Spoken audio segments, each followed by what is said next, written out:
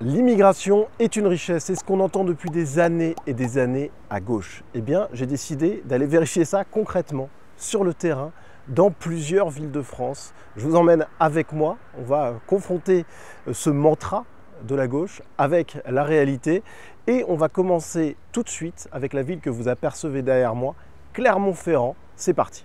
Me voici donc à Clermont-Ferrand avec derrière moi, vous la voyez, cette magnifique statue Vercingétorix, tout un symbole pour cette vidéo. On va voir si Vercingétorix a été enrichi par l'immigration extra-européenne.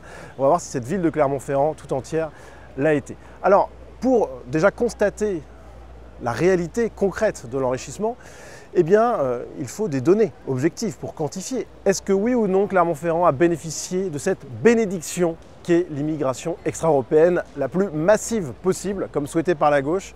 Eh bien, pour le savoir, on a des données objectives qui nous proviennent du gouvernement lui-même, puisqu'on dispose de cartes interactives réalisées par l'agence France Stratégie qui permettent de montrer l'évolution de la présence d'immigrés extra-européens entre notamment les années 1990 et 2017. Et les données de France Stratégie sont claires.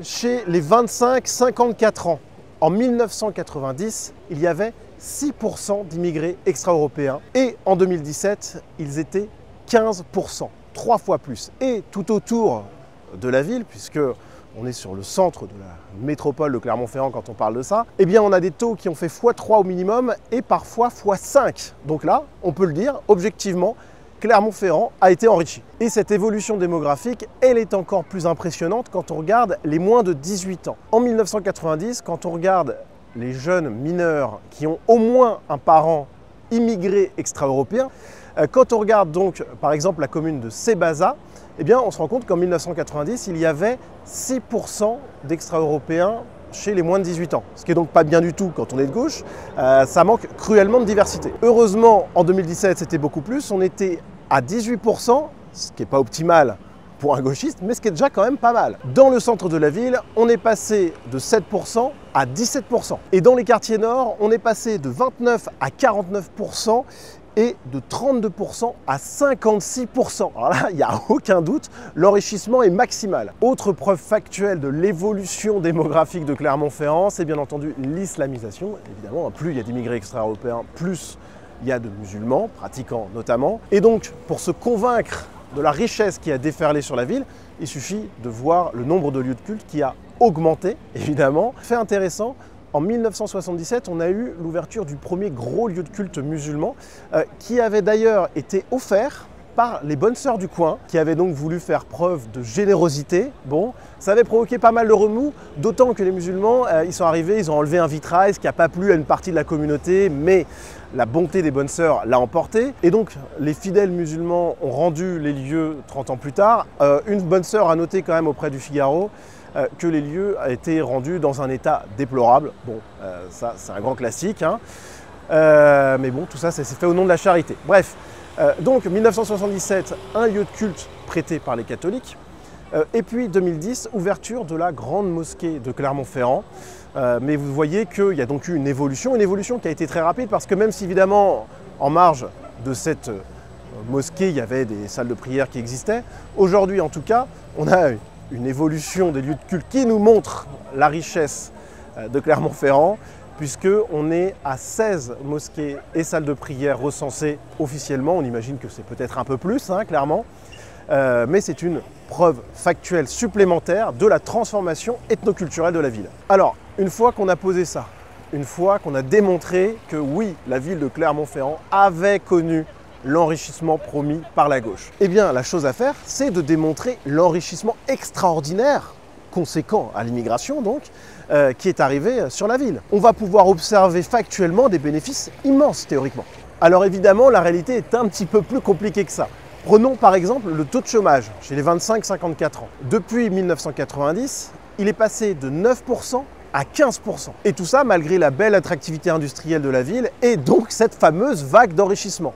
C'est assez étrange quand même. Ensuite les amis, il y a la question de la sécurité. C'est une problématique majeure, centrale, et si on en croit la doxa de gauche, l'immigration étant une richesse et la sécurité étant elle aussi théoriquement une richesse, on devrait avoir une amélioration de la sécurité des habitants de Clermont-Ferrand. Bon, en réalité, tout est très différent, bien entendu.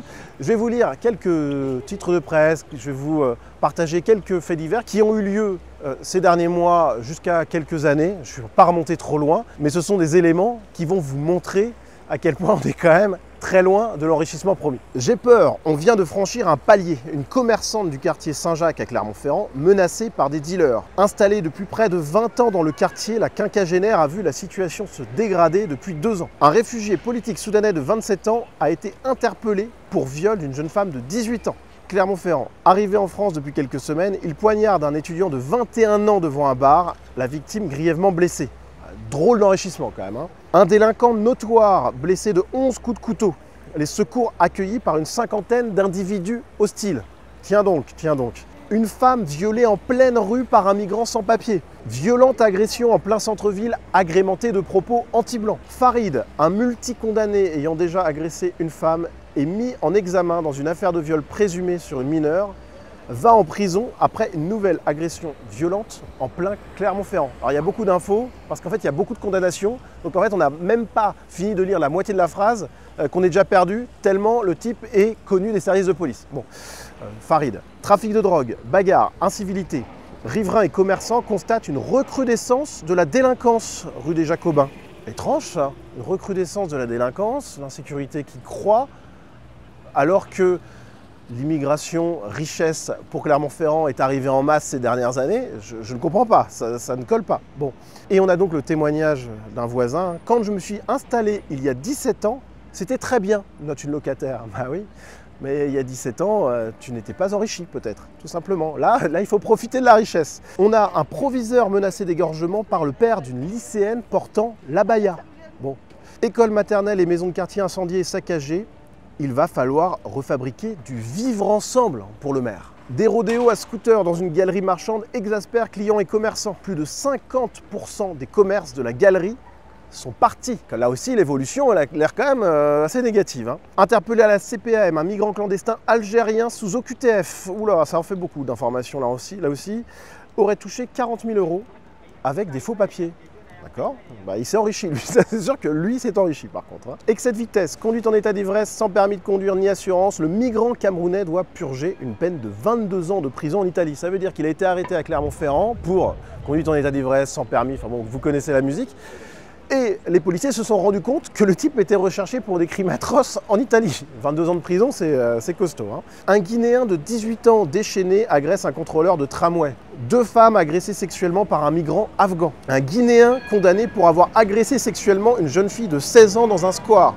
Il avait été condamné 1 an auparavant pour les mêmes faits. 2 individus de type africain menacent leurs victimes au couteau avant de les détrousser. Un migrant soudanais déambule dans les rues de Clermont-Ferrand avec une hachette à la main et tente d'attaquer un policier lors de son interpellation. Et c'est pas fini, on a un migrant guinéen, un autre. Alors il y a beaucoup de faits divers avec des migrants guinéens à Clermont-Ferrand, je ne sais pas pourquoi, d'ailleurs une filière particulière. J'ai bien vérifié, ce ne sont pas les mêmes à chaque fois, c'est vraiment des migrants guinéens différents. Bon, donc un migrant guinéen viole une jeune étudiante. Ok, un jeune, avec beaucoup de guillemets, menace au nom d'Allah de s'en prendre aux Français et aux flics. Charmant. Une Camerounaise poursuivie pour des violences sur sa fille de 8 ans. Elle se dit victime d'un ensorcellement. Ça, c'est vraiment des pratiques tribales alors, qui fascinent les bobos quand il y a des expositions sur ces pratiques-là, etc. Mais dans le concret, voilà ce que ça donne. C'est plutôt moyen. Agression sexuelle en série aux abords d'un lycée de Clermont-Ferrand par un certain Ibrahim. Par ailleurs, accusé de viol sur une personne vulnérable à une autre occasion. Donc là encore, ça cumule.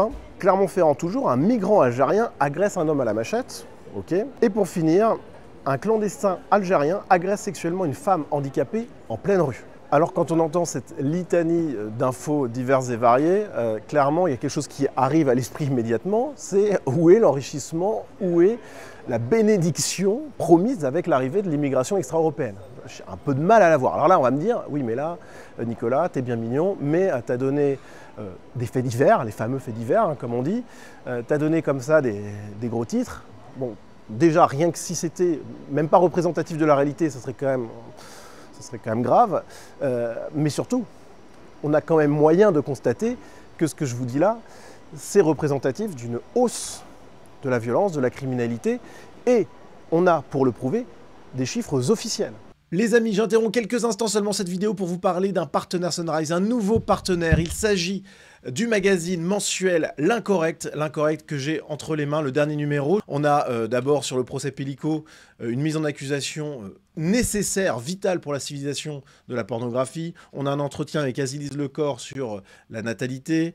On a un entretien entre Marcel Gauchet et puis Pierre Manant. On a également un super article sur J.D. Vance, le colistier de Donald Trump. On a une rubrique musique qui est tout simplement géniale. Bref, on a plein de choses de très grande qualité. C'est simple, c'est un magazine qui fait de la politique, mais avec l'esprit Sunrise. En fait, on peut le lire et ça nous détend. On n'est pas juste sur de l'anxiogène, on est sur quelque chose de bonne ambiance, avec de la culture, des articles décalés. Franchement, c'est rafraîchissant, donc je suis très heureux de vous proposer un partenariat avec L'Incorrect. Et pour en profiter, c'est très simple, vous allez en ligne pour acheter soit un numéro à l'unité, soit pour vous abonner et recevoir toute l'année chez vous le magazine. Évidemment, c'est l'option que je vous recommande. Et vous rentrez le code promo Sunrise, vous avez toutes les infos en description, ça vous fait une réduction de 15%. Donc c'est vraiment une belle réduction et en plus de ça, ça permet de soutenir mon travail. Merci d'avance et on est de retour à Clermont-Ferrand avec les chiffres officiels sur la criminalité dans cette ville. C'est parti. Je vais prendre les données du ministère de l'Intérieur. En 2016, date quand même relativement récente, on aurait bien aimé remonter plus loin, mais c'est très complexe. Voilà. Est-ce que c'est volontairement complexe? J'en sais rien. Mais en tout cas, c'est assez compliqué de remonter, mais ça nous donne déjà un bon ordre d'idée. On imagine que si on était remonté jusqu'en 1990, la différence aurait fait encore plus mal, hein, clairement. Donc en 2016, on avait par exemple à Clermont 663 cambriolages. En 2023, 7 ans plus tard, on a 900 cambriolages, une hausse de 36%. Pour les coups et blessures volontaires en dehors du cadre familial, en 2016, on en avait 339, en 2023, 587, soit une hausse de 73%. L'ensauvagement de la société, il est objectivement vérifiable. Pour ce qui concerne les violences sexuelles, en 2016, on en avait 110, en 2023, à Clermont-Ferrand toujours, 257, soit une hausse phénoménale de 134%.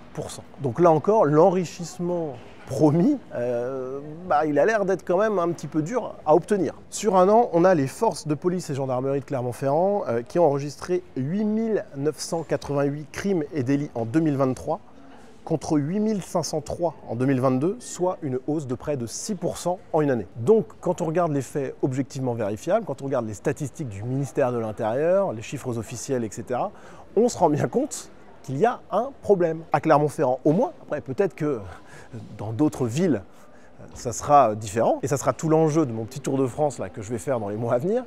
En tout cas, avec Clermont-Ferrand, il y a un petit bug. L'algorithme gauchiste, il s'est grippé, il y a une erreur dans le calcul, a priori. Et d'ailleurs, c'est tellement évident que même le maire de gauche reconnaît qu'il y a un problème. Enfin, il reconnaît à demi-mot. Par exemple, après 2014, il a rompu la tradition locale de gauche de lutter contre la vidéosurveillance, etc., instruments fascistes, enfin, vous connaissez la musique. Mais sauf que face à l'ensauvagement de sa ville, eh bien, il a dû prendre des mesures, il a dû mettre des caméras de surveillance, tout simplement. Et voilà ce qu'il disait en 2021. C'est vrai que le nombre d'actes de délinquance a augmenté de 13% comparé à l'année dernière. Donc c'était par rapport à l'année 2020. Ça n'a pas arrêté de grimper depuis. C'est un problème sérieux que je prends en main. Et cette année, ce maire socialiste a même annoncé des nouvelles mesures, des mesures supplémentaires pour lutter contre l'insécurité. On l'écoute, J'assume pleinement de jouer la sécurité et la tranquillité des habitants dont j'ai la responsabilité. On doit continuer à durcir le ton pour être à la hauteur des enjeux pour protéger les habitants.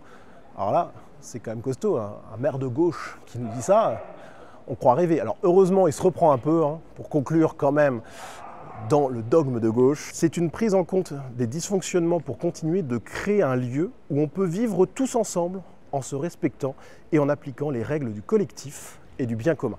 Donc voilà, c'est absolument magnifique. Clairement, il n'y a rien à dire. Là, on est face à quelqu'un qui est dans le déni. Bon, ça nous rappellera ses congénères, c'est pas le seul à être dans ce déni-là. Ceci étant dit, on voit bien qu'à Clermont-Ferrand, au moins, quand on regarde factuellement les choses, c'est difficile de considérer que l'immigration extra-européenne est une richesse. Là, il faudrait quand même... ou alors il faut me le prouver. Je ne sais pas comment, mais ça va être compliqué vu les éléments que j'ai récoltés. Mais ceci étant dit, les amis, il n'est pas dit que Clermont-Ferrand ne soit pas juste qu'une anomalie. Voilà. peut-être que la gauche a raison. Peut-être que l'immigration est une richesse. Peut-être que là, je suis tombé, malheureusement, sur le seul contre-exemple. Donc je ne baisse pas les bras, les amis. On va peut-être finalement trouver un endroit où l'immigration est une chance. En tout cas, ce n'était pas Clermont-Ferrand. Mais promis, la prochaine fois, on va essayer d'y arriver. Et je peux vous dire que vu ma prochaine destination, on va bien se marrer. Allez, à la prochaine.